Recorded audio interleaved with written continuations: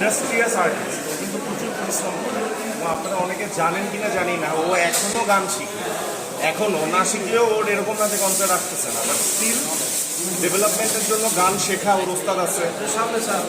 হ্যাঁ, নতুন নতুন গানগুলো শোনা এবং গান নিয়ে কাজ করা, ওর নিজের কম্পোজ করা কিছু গানও সে করে রাখছে। হোপফুলি সেগুলো সামনে রিলিজ হবে। নতুন কি গান আসছে?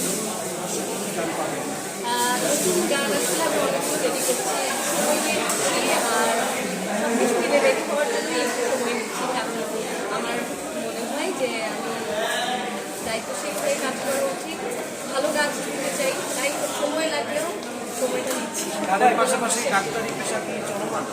হ্যাঁ, অবশ্যই চলমান। আমি এমবিএ করছি বিএসএমএম-এর আন্ডারে। ও MBA করতেছে, আমি MBA করতেছি। ও এমবিএ করছে ঢাকা ইউনিভার্সিটি থেকে। আমরা আসলে দুইজন সারাদিন হয় পড়াশোনা করি, নয়তো ও অ্যাক্টিং নিয়ে কথা বলে, আমি গান নিয়ে কথা বলি, আমি মুখটা নিয়ে কথা বলে গিয়ে আমাদের সব আজকে দর্শক একটা গান শুনতে চাই।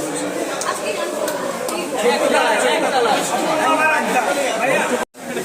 আপুর গানটা আমি গাইলে নষ্ট হয়ে যাবে না? তুমি গাওয়া শুরু করো, তারপরে আমি তোমার শুরু করে আজকে এটি না থাকিলে সংসারে করিবা কারে রে, আছি বলে বোঝো না রে কত মায়া রে। এটা কি তুমি ইচ্ছে করছো? একদম ঠিক তো। আচ্ছা, আপনার ভাইয়ের একটা পছন্দের গানের 2 লাইন এভাবে আছে। একটা পছন্দের গান যেটা আমরা ভাইয়ের পছন্দের গান যেটা আমরা ভাইরাল করতে পারি।